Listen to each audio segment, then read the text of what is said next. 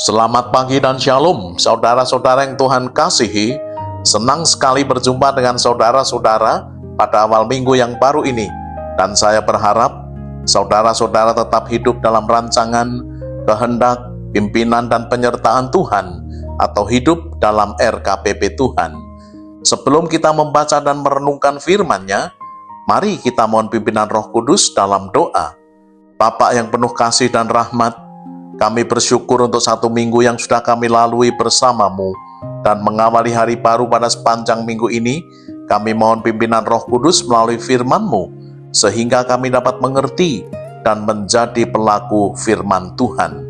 Dalam nama Tuhan Yesus, amin. Tema minggu ini, mari menjadi pelaku firman. Demikian firman Tuhan. Tetapi hendaklah kamu menjadi pelaku firman, dan bukan hanya pendengar saja, sebab jika tidak demikian, kamu menipu diri sendiri. Yakobus 1 ayat 22.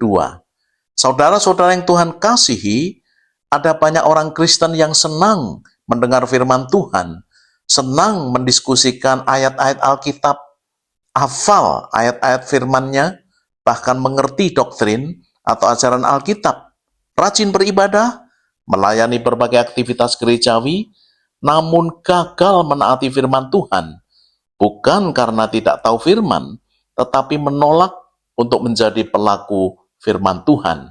Contoh nyata, kita tahu kita harus mengampuni, tetapi tetap memelihara dendam. Kita tahu bahwa berniat jahat itu dosa, tetapi tetap merencanakannya. Kita tahu tentang hukum tabur dan tuai, tetapi tidak melakukannya. Kita tahu harus hidup dalam kesucian, namun justru mengabaikannya. Tuhan berfirman, jangan lakukan ini, jangan lakukan itu, tetapi kita tetap melanggarnya. Banyak orang bertanya, mengapa saya harus menjadi pelaku firman? Mengapa saya harus taat? Apakah ada akibat kalau saya tidak menjadi pelaku firman?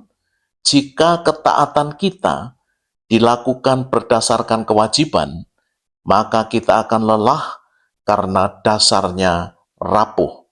Tetapi Alkitab mendasarkan ketaatan kita dengan langkah-langkah yang tepat dan praktis.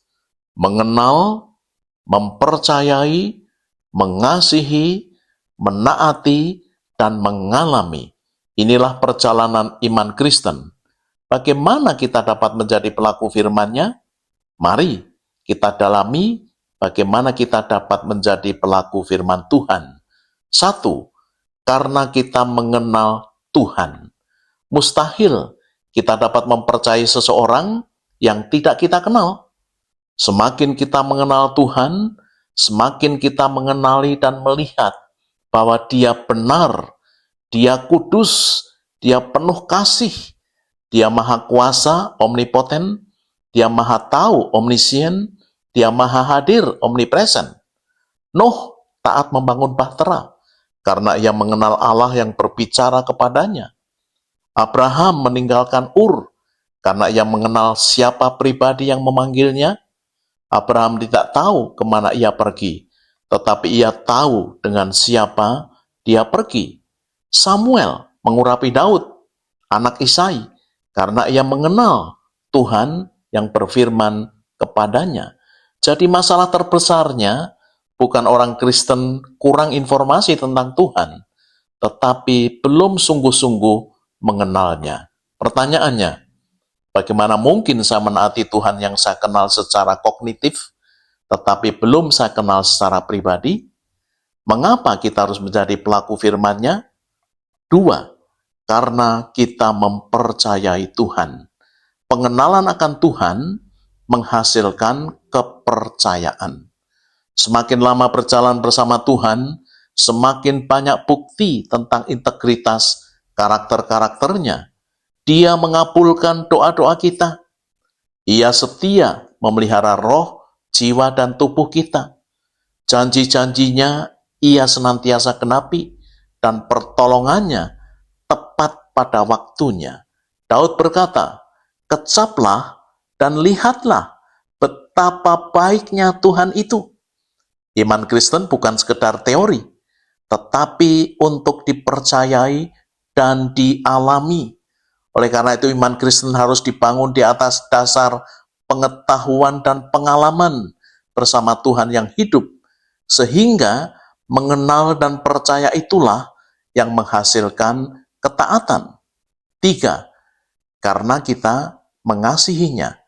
Yohanes 14 ayat 15. Jikalau kamu mengasihi aku, kamu akan menaati segala perintahku. Mengapa kita harus taat? Karena ketaatan kita lahir dari kasih kita kepada Tuhan. Setelah mengenal, percaya, kemudian hati kita mulai dipenuhi kasih kepada Tuhan, dan timbul kerinduan untuk menaati firman-Nya. Mengapa kita mengasihi Dia? 1 Yohanes 4. Kita mengasihi karena Allah lebih dahulu mengasihi kita. Karena Ia telah lebih dahulu mengasihi kita dengan memberikan anaknya sendiri. Dia mengampuni dosa kita, menyelamatkan kita, menerima kita menjadi anak-anaknya. Ketika seseorang sungguh-sungguh memahami salib Kristus, ia tidak lagi bertanya, apa yang harus saya lakukan? Tetapi, apa yang dapat saya lakukan bagi Dia yang telah mengasihiku? Kasih mengubah kewajiban menjadi kerinduan untuk menaati dan menjadi pelaku firman. 4. Ketaatan adalah respon kasih kita kepada Tuhan. Yohanes 14:21. Barang siapa memegang perintahku dan melakukannya, dialah yang mengasihi aku. Kasih adalah penggerak utama ketaatan Kristen. Tanpa kasih, ketaatan hanyalah agama yang hambar dan semu. Contoh dalam hubungan dengan manusia, ketika kita mengasihi seseorang, kita akan melakukan segala sesuatu, bukan sebagai beban, tetapi dengan sukacita.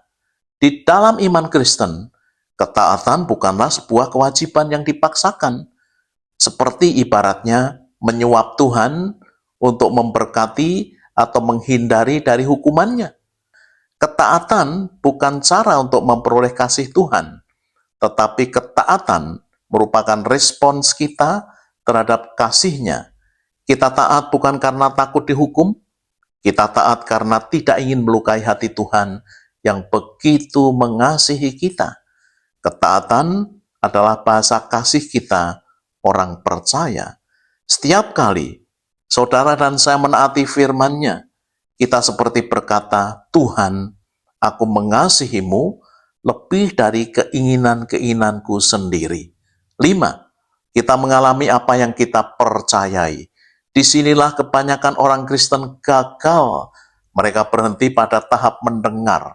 Akibatnya, mereka tidak pernah mengalami kuasa firman-Nya. Orang yang hanya mendengar firman dan hanya mengetahui janji-janji Tuhan, tetapi orang yang menaati firman akan mengalami apa yang Dia janjikan. Firman Tuhan mengatakan, jadilah kepadamu menurut imanmu. Perwira di Kapernaum, Yesus berkata kepadanya, pulanglah dan jadilah kepadamu seperti yang engkau percaya. 2 orang buta, Yesus menjamah mata mereka sambil berkata, jadilah kepadamu menurut imanmu. Petrus mengalami mujizat setelah menaati untuk menebarkan jala sesuai perintah Tuhan. Tuhan meminta kita menaati Dia terlebih dulu, baru kita akan mengalaminya.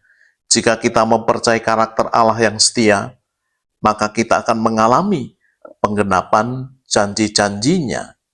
6. Akibat tidak menjadi pelaku firman.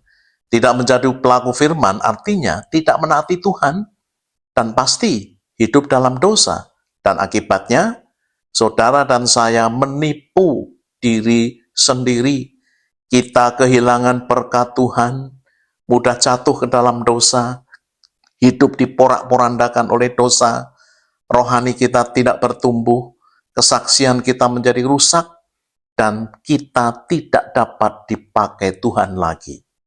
Saudara-saudara yang Tuhan kasihi, suatu hari seorang teman akrab saya dari organisasi pelayanan yang berbeda berbicara kepada saya dengan bertanya, "Didik, apakah kamu masih saat teduh?" Saya jawab, "Iya." "Memangnya ada apa?" tanya saya. Sembari tersenyum dengan sedikit gestur muka dengan rasa bersalah, dia mengatakan, "Saya sudah lama tidak saat teduh lagi, tetapi saya tetap membacakan dan mengkhotbahkan firman Tuhan untuk orang lain." Lanjutnya, "Wah, kamu dalam bahaya besar," sahut saya dengan cepat. Sebab firman Tuhan itu, seperti yang kamu tahu juga, merupakan makanan rohani bagi roh dan jiwa kita loh. Memang teman ini kepintarannya di atas rata-rata. Ia fasih lidah, pengetahuan teologi maupun praktisnya sangat mendalam, penampilan bersih dan elegan, dan pembicara populer pada zamannya. Tetapi ia cukup lama tidak membangun relasi pribadi dengan Tuhan melalui saat teduh pribadi, seperti pengakuannya sendiri. Bertahun-tahun kemudian, ia minta saya melayani firman Tuhan di kantor pusat pelayanan yang dipimpinnya. Seusai menyampaikan firman Tuhan, ia sharing pribadi dengan saya. "Didik, aku masih ingat kata-katamu. Kamu dalam bahaya besar." Kenangnya sembari sedikit linangan air mata di kedua sudutnya. "Hidup saya benar-benar berantakan," keluhnya. "Setelah berpisah rumah lebih dari 10 tahun dengan istri, dan saya menjadi ayah dan ibu sekaligus bagi kedua anak saya ini." Tambahnya lebih lanjut, "Doakan saya dan kedua anak saya agar mereka bertumbuh secara rohani tidak seperti ayahnya," pintanya dengan serius. "Sejak saya pacaran dan menikah, kamu kenal tentang kami berdua," lanjutnya dengan sedih. "Doakan juga supaya kalau mungkin kami dapat bersatu lagi seperti sebelumnya," pintanya kembali. Setelah sekian tahun berlalu, bulan Mei 2026 yang baru berlalu ini, kami terkejut bertemu dengan dia dan istrinya di sebuah acara.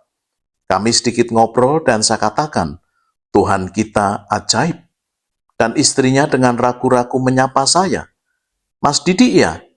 Maaf mas, sudah belasan tahun gak jumpa."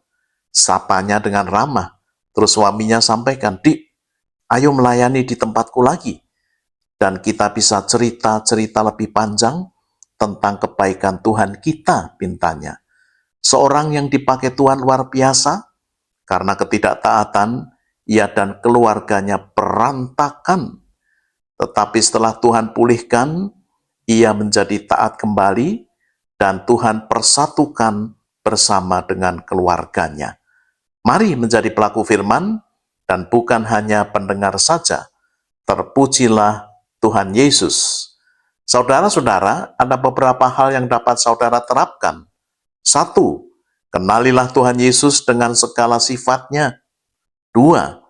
Percayai integritas karakter-karakternya. 3. Taati firman-Nya. Dan 4. Alami yang saudara percayai. Amin. Mari kita berdoa. Bapak, terima kasih untuk renungan maupun kesaksian yang hamba-Mu sampaikan.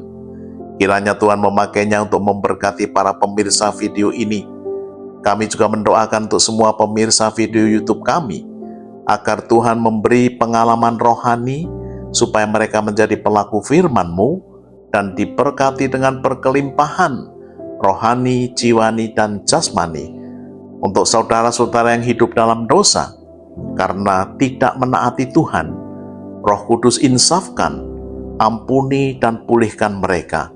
Dalam nama-Mu Tuhan Yesus. Amin.